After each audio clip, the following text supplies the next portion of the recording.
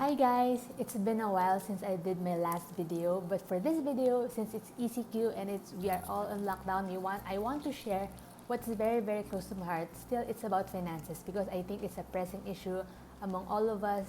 We are so concerned about our finances, so I'm giving 10 tips on how we can stay afloat during the COVID-19 season. Okay?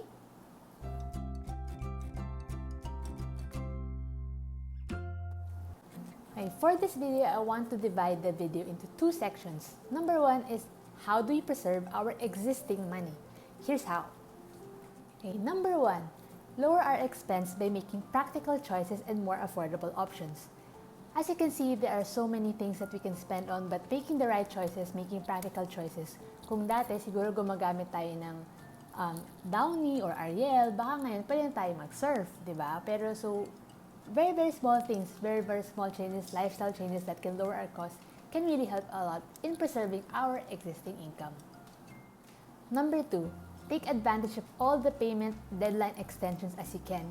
As you can see, marami tayong dapat bayarin and we want to focus our money to be paid off for the essential stuff. I know it's our debt, meron tayong loans na kailangan bayaran, but they have already extended the deadline. So, if we can avail of that option, and as soon as kailangan talagang bayaran, then let's pay our debts on time. Okay. Number three, create more value by maximizing resources. Look at the total value instead of the individual value of your resources. So you can find ways to extend the use of your resources. Can it achieve the same purpose for other things? Can it be reused? Can you opt not to use them? And if you buy things with your money, always have this question in your mind: is it an investment or is it an expense? Will it give you more income or will it be a liability? Number four, prepare for thieves that can suddenly deplete your resources. So, which are these thieves that we're talking about? That is sudden illness, sudden death, sudden accident that we do not expect. Ito yung mga hindi natin kayang paghandaan. So we have to be prepared for it. That's why even during times like this, being protected or being insured is still very important.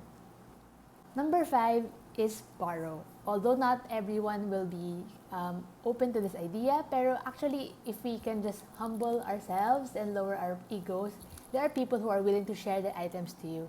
So for example, if you need, mom ka and you need a breast pump right now, why don't you just borrow it from your relative or from your friend?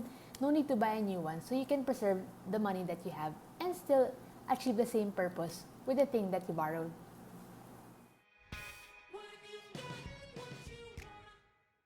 Okay, so now let's go to the second segment, and that is how do we generate income? So here's how. Number one, make an inventory of all the things that you can do to generate income. That will be your skills, your expertise, your technology, your connections. Make an inventory of all of those and generate ideas, brainstorm ideas, because the ideas will come from what you have. So you don't need to think of a new idea of all the things that that can be possible, but work with the things that you already have.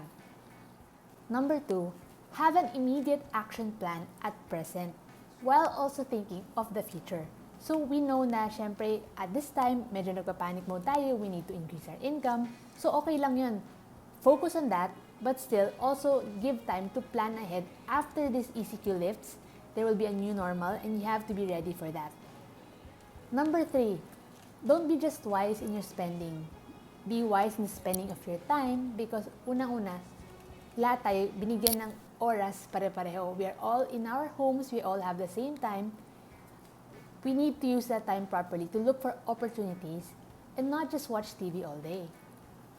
Okay, number four is learn and research. You know, with all of the things that is happening around us, things are happening very fast and we need to adapt quickly.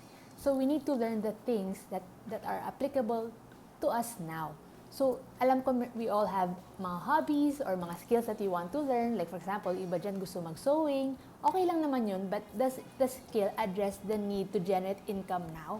So, if not, we can look for the skills that are needed now. Kunwari digital marketing because everything is online. Yun, that is a skill that you might need now. Number 5 is to engage and connect.